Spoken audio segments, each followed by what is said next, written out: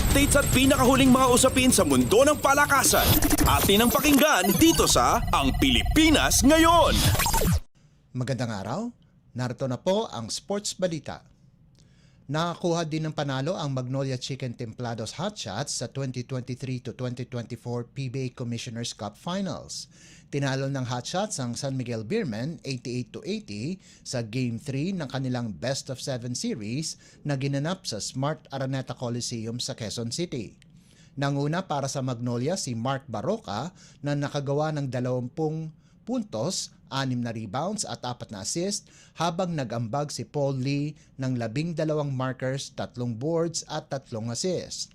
Sinabi ni Magnolia head coach Chito Victorero na naging maganda ang kanilang depensa kung saan nalimitahan nila ang SMB sa 34% shooting.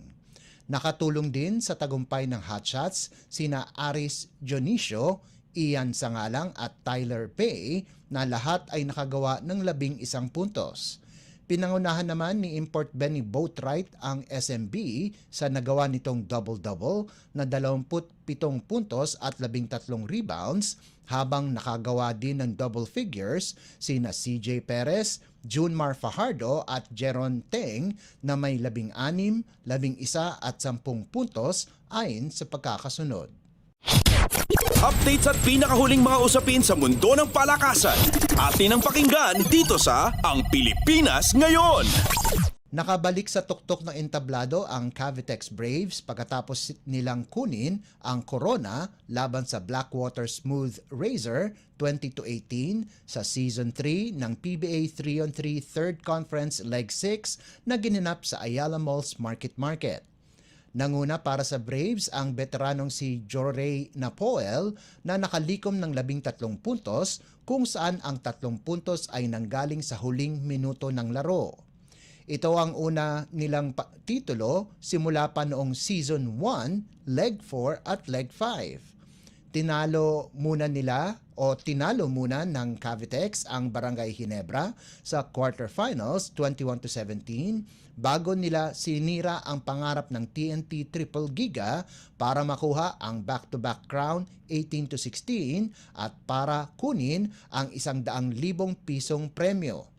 Samantala, ito ang unang pagkakataon na si Wendell Comboy at ang Blackwater ay nagtapos sa ikalawang pwesto kung saan ang huli nila ay ang bronze medal finish noong leg 4. Iuwi nila ang 50,000 pisong papremyo.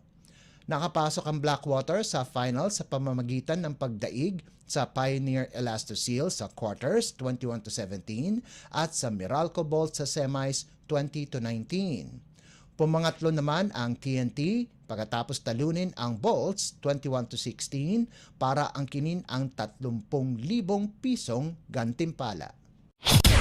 Updates at pinakahuling mga usapin sa mundo ng palakasan. Atin ang pakinggan dito sa Ang Pilipinas Ngayon.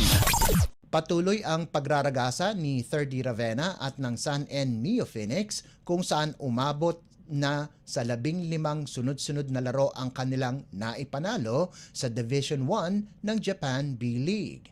Ang pinakahuling biktima ng Neo Phoenix ay ang Fighting Eagles Nagoya kung saan sa sarili nilang court sila tinalo 95-89 na ginanap sa Nagoya Biwajima Sports Center. 5 players ng San N ang nakagawa ng double digits sa pangungunan ni Yante Maten sa nagawa nitong 23 puntos.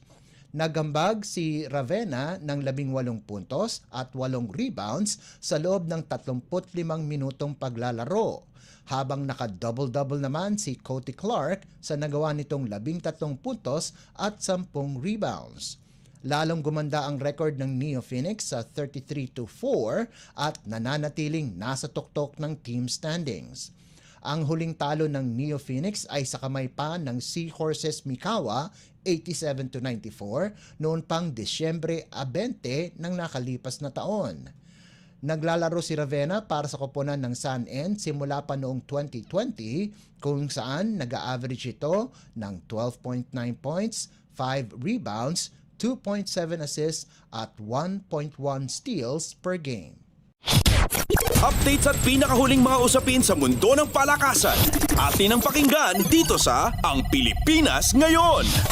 At yan ang pinakahuling balita sa larangan ng palakasan. Para sa Radyo Pilipinas World Service, ito po si Leo Magpayo. Magandang araw. Updates at pinakahuling mga usapin sa mundo ng palakasan. Atin ang pakinggan dito sa Ang Pilipinas Ngayon.